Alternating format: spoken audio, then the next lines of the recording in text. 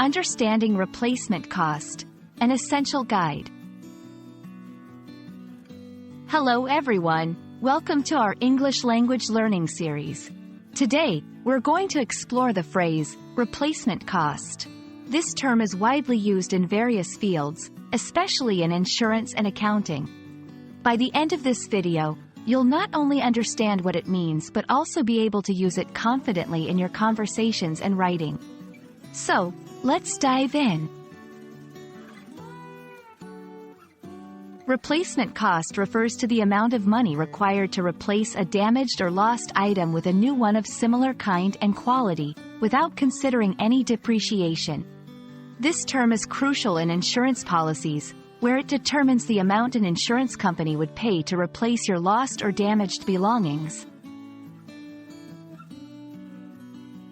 Let's look at some real-life examples to understand this better. In home insurance, if a natural disaster damages your home, the replacement cost would be the amount needed to rebuild your house to its original state. In business, for a company, replacement cost can refer to the expense of replacing old equipment with new ones to maintain operations.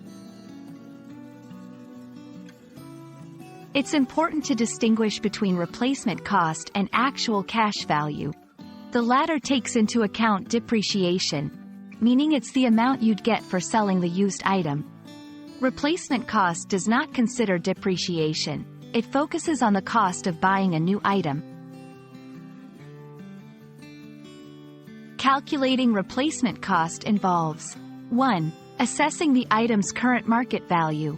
Research the cost of a similar new item. 2. Considering quality and features.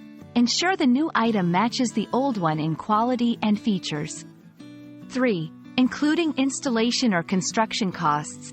If applicable, add these costs to the total replacement cost. Understanding replacement cost is vital in various aspects of life, especially when dealing with insurance and personal property.